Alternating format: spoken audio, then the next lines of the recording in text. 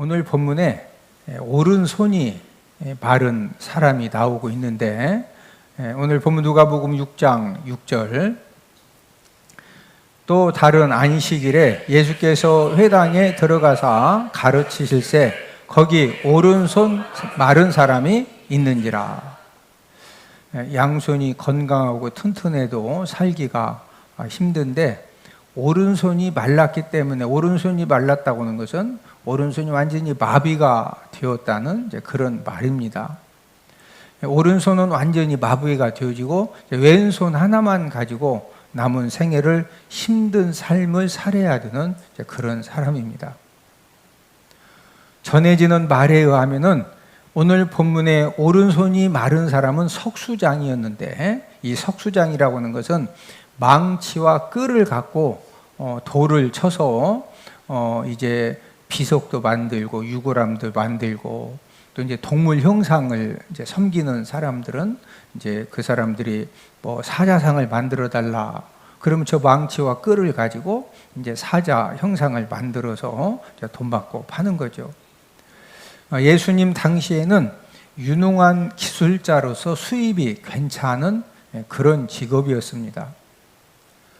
그런데 이 오늘 본문의 이 석수장이가 오른손이 완전히 이 마비가 되고 굳어져 가지고 이제 이 두 손 가져야 되거든요. 한 손은 이제 끈을 잡고 한 손은 망치로 이렇게 두들겨서 해야 되는데, 이 오른손이 마비되었으니까 한 손 가지고 석수일을 전혀 할 수가 없기 때문에 경제적인 수입이 완전히 끊어진 것입니다.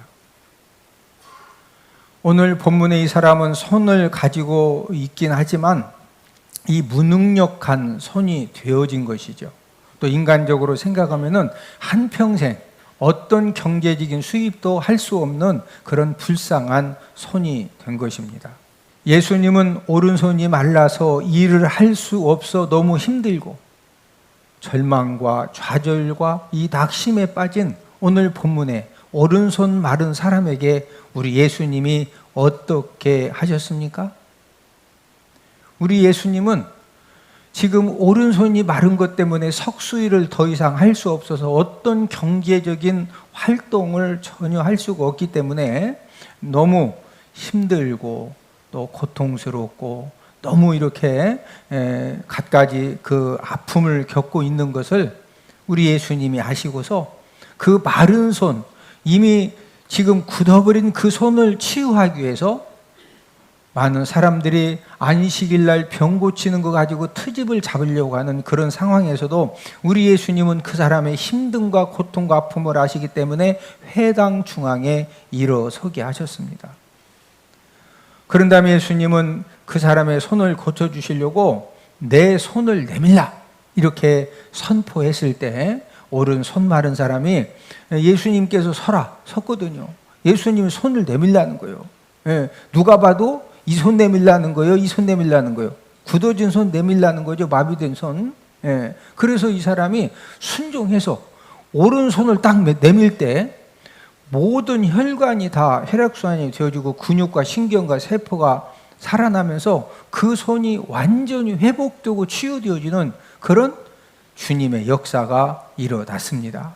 오늘 본문 10절,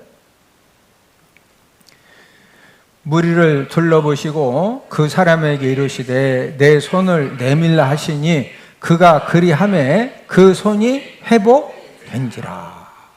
그 손이 어떻게 되었다?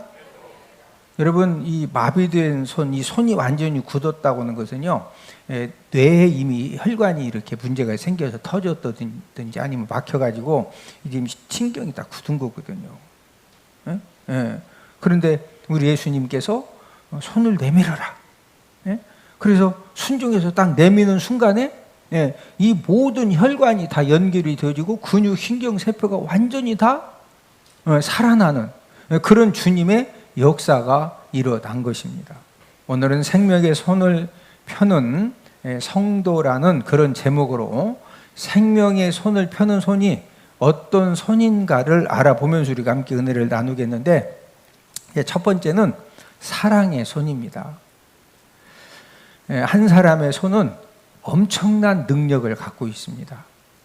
나도 살고 남도 살리는 손이 있는가 하면 반대로 한 사람의 손이 남을 죽이고 또 수많은 사람들을 죽이고 결국에는 그 남을 죽이는 손 가지고 자기 자신도 죽이는 그런 손이 있습니다. 거짓말의 손, 욕심의 손, 속이는 손, 이기적인 손을 갖고 살면은 그 손 때문에 다른 사람들을 죽이고 결국에는 자신도 남을 죽이는 그 손 때문에 결국에는 자기 자신도 멸망당하고 자기 자신도 죽게 되는 것입니다. 저와 여러분들은 예수님 믿고 하나님의 자녀가 된 저와 여러분들은 남을 살리고 나도 사는 그런 생명의 손을 갖고 남은 생애를 살아가기를 주님의 이름으로 축복을 드립니다. 여러분, 남을 살리고 나도 사는 그런 손은 어떤 손입니까? 그 손은 바로 사랑의 손을 펴는 손입니다. 여러분, 물질적인 문제, 사업장의 문제, 여러 가지 갖가지 문제를 만났을 때, 여러분, 물질적인 문제를 만났을 때 물질적으로 도와준다고 해서 일시적인 조금은 도움은 되지만 근본적인 도움은 절대 되지 않습니다. 어떤 문제가 생겨졌을 때 그 문제에 대해서 적극적으로 도와준다고 해서 그 문제가 근본적으로 본질적으로 해결되는 것은 절대로 아닙니다. 그 사람이 그 예수님이 어떤 분인가를 알고 그 사람이 예수님을 만날 때 우리 예수님을 통해서 어떤 문제도 해결받고 어떤 문제 상황에서도 그 모든 것들을 이겨낼 힘을 얻는 그 비결이 무엇입니까? 그것은 바로 예수님을 본인이 만나는 것입니다. 저와 여러분들이 최고의 사랑의 손, 내가 사랑하는 남편에게, 자녀들에게, 부모님에게, 또 친구들에게, 형제들에게 내가 최고의 사랑의 손을 펴는 것은 누구 만나도록 도와주는 손이다? 예수님 만나도록. 할렐루야.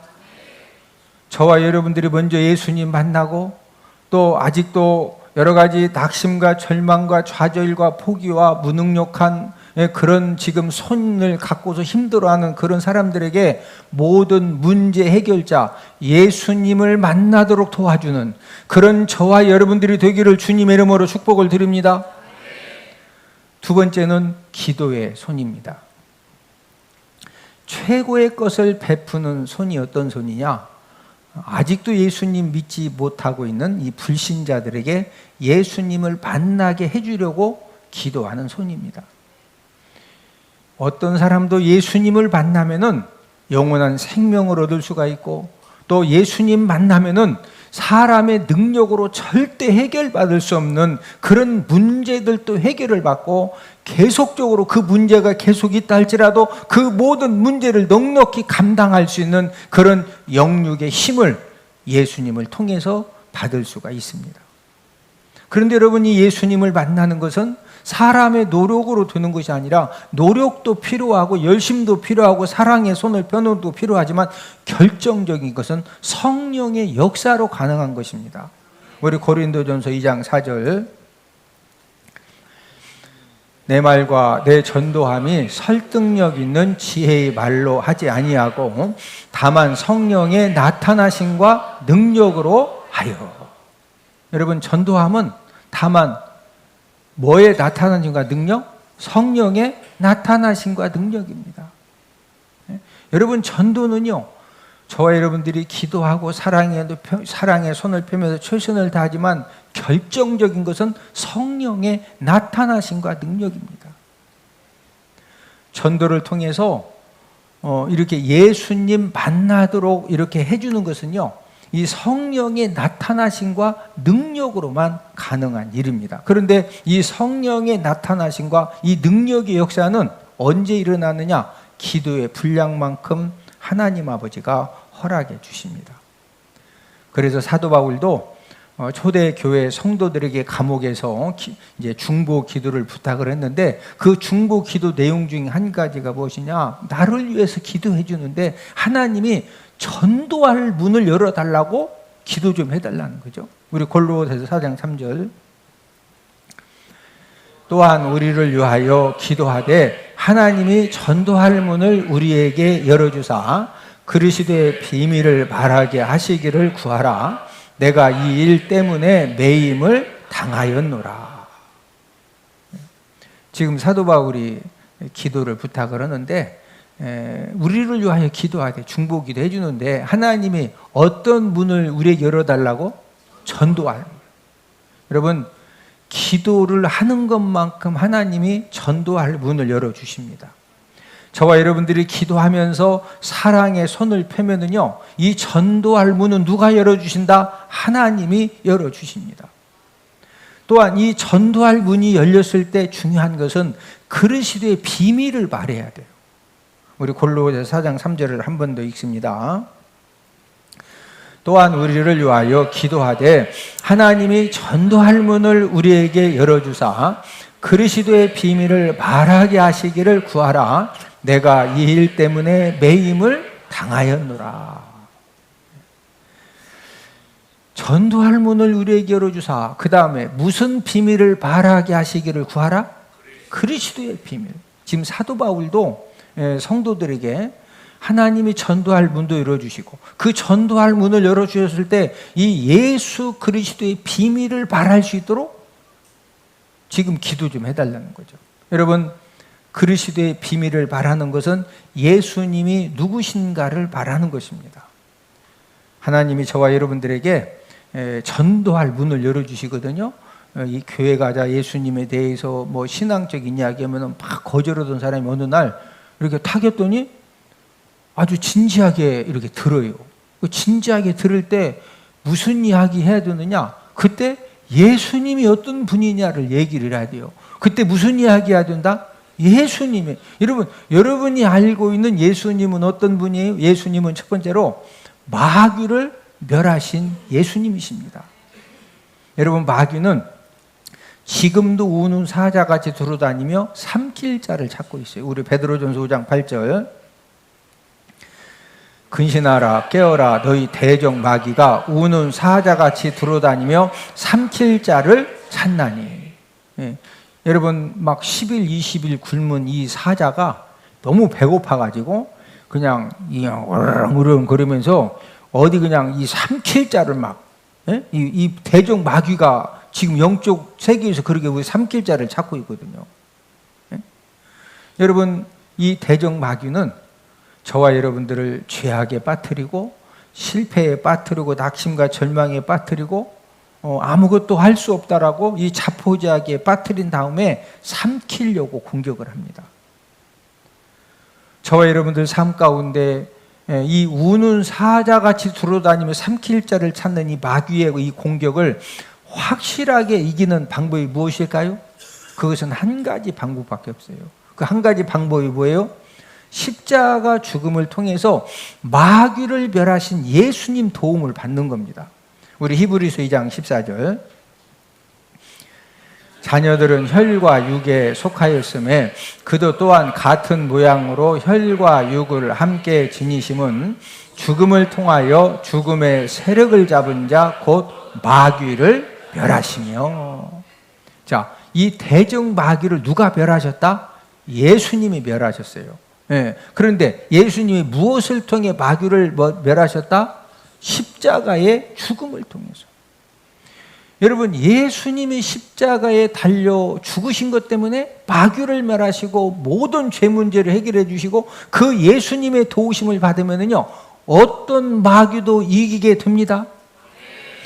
저와 여러분들에게는 어떤 권세를 주시는지 우리가 예수님 믿고 우리가 예수님의 이름의 능력을 믿으면요 우리는 예수님의 이름의 능력 가지고 어떤 귀신도 쫓아내고 승리할 수가 있어요. 우리 마가복음 16장 17절.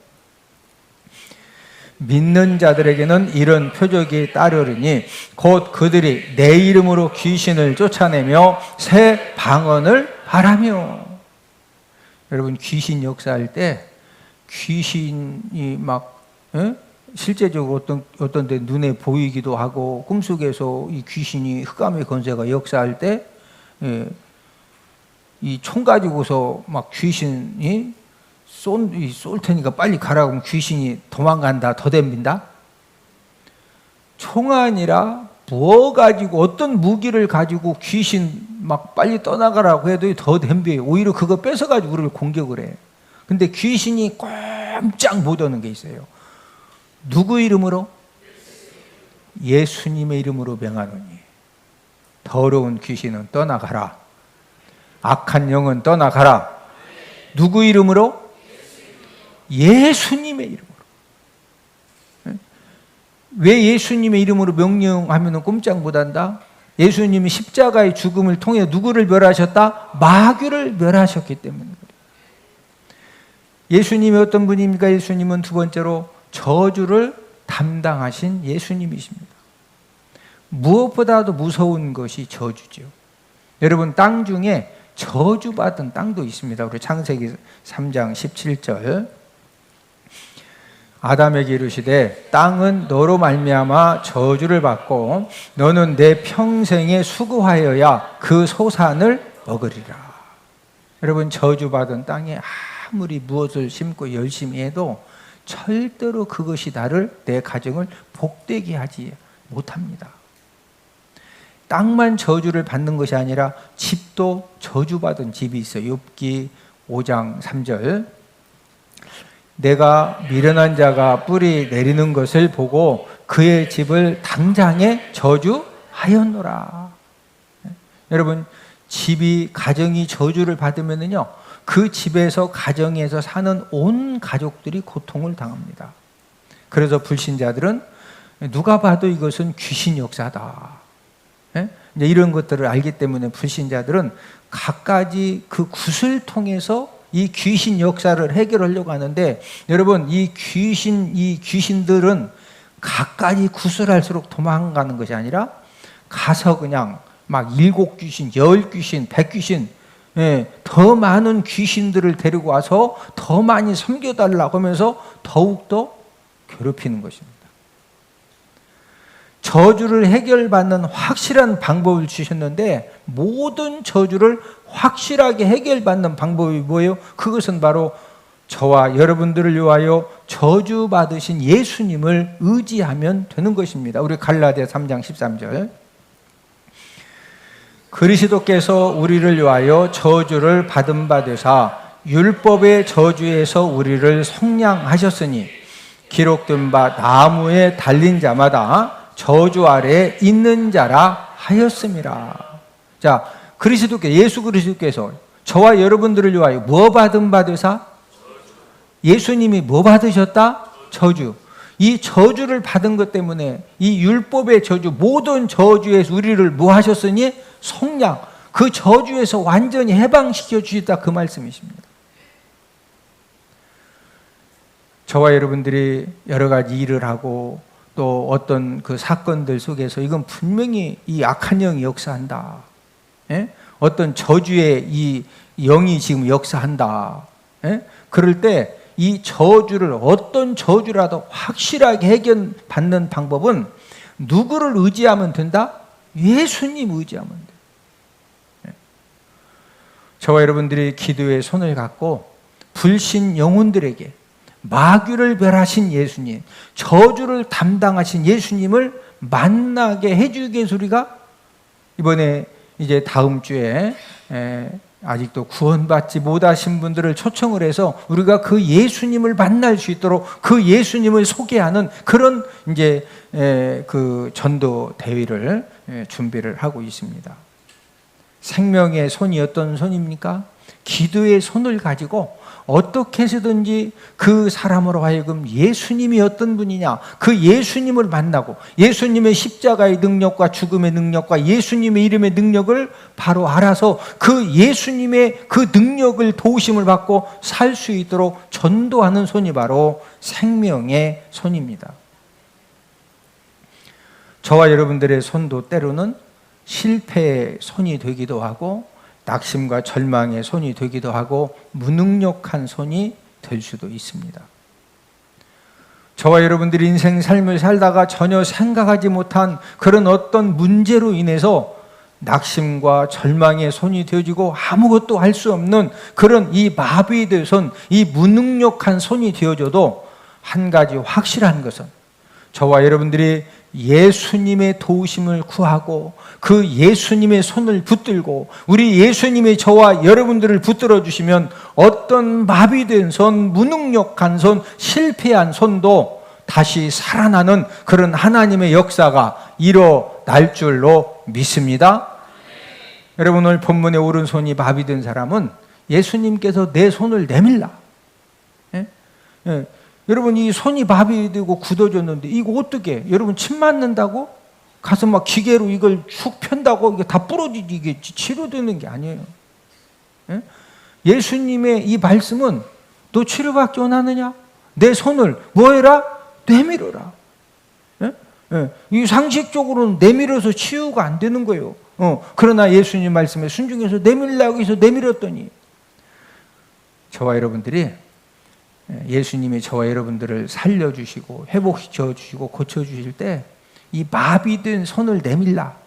예? 뭐 거창한 거, 지금 예수님이 그 오른손 마른 사람에게 너 가서 천년 묵은 진해 5마리 잡아가지고 500년 묵은 산삼 10부를 캐가지고 3일 삶아먹고 와라. 그럼 내가 고쳐주겠다 그랬어요?